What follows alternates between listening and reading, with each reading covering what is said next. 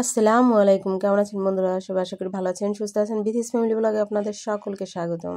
আজ আপনাদের সাথে শেয়ার করব বোতল দিয়ে চুড়ি তৈরি। যে আমি আমার হাতের শেপের মাপের একটি বোতল কেটে নিয়েছি এবং ইন্ডাকশন চুলায় আমি এটাকে হিট দিয়ে আমার হাতের মাপে তৈরি করে নিয়েছি এবং দেখুন চারপাশটা কত সুন্দর করে এটাকে শেপে তৈরি করে নিয়েছি। এবার এটাকে আমি একটা কাপড় ধারা পেঁচিয়ে নিচ্ছি গ্লুগানের আঠা দিয়ে। আমি এটা সুতো পাচাবো যাতে চারপাশটা স্মুথ হয়, এজন্য আমি একটা কাপড় দিয়ে ভালোভাবে পেঁচিয়ে নিচ্ছি।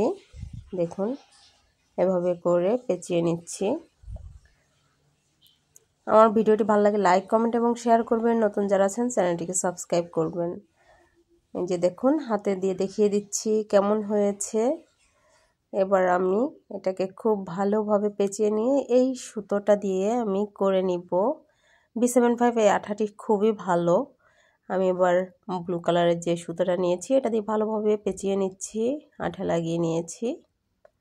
আশা করি ভিডিওটি আপনাদের ভালো লাগবে। ভালো লাগলে লাইক, কমেন্ট এবং শেয়ার করবেন। নতুন যারা আছেন চ্যানেলটিকে সাবস্ক্রাইব করবেন।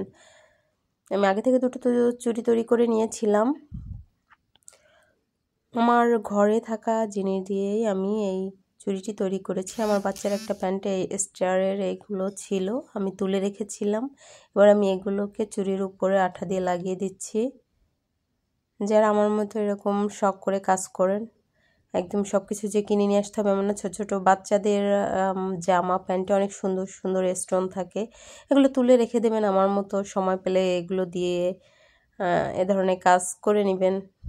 এবং আপনাদেরকে একটা কথা বলবো, সেটা হচ্ছে এই যে আঠাটা আছে এই আঠাটা খুবই ভালো। যেহেতু কষ্ট করে করছেন, অন্য কোনো আঠা দিয়ে না করে এই আঠা দিয়ে করার চেষ্টা করবেন। দেখুন কত সুন্দর হয়েছে চুড়িগুলো।